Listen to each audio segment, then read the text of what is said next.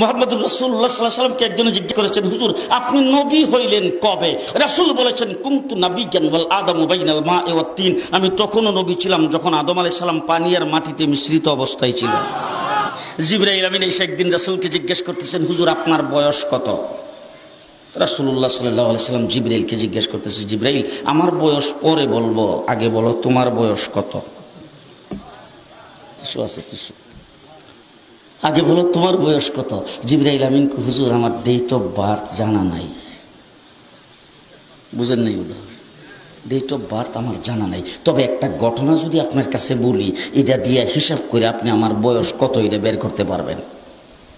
আপনারা কাহিল হয়ে গেছেন মনে হয়, কথা শুনতেছেন? জিবরাইল বলতেছে, হুজুর একটা ঘটনা বললে আপনি হিসাব করে তারপর আমার বয়সটা বের করতে পারবেন। যখন এই কথা বলছেন, রাসূল বলে, কি ঘটনা? বল, হুজুর আমাকে যখন আল্লাহ সৃষ্টি করেছেন তখন আমি আরশের নিকটে দেখতাম একটা তারা উঠত, একবার উঠলে ৭০,০০০ বছর থাকতো। কয় বছর?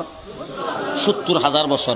এরপরে যখন অস্ত যাইতো ৭০,০০০ বছর পর্যন্ত চলে যেত, আবার যখন উঠতো ৭০,০০০ বছর থাকতো। একবার উঠলে ৭০,০০০, অস্ত গেলে ৭০,০০০।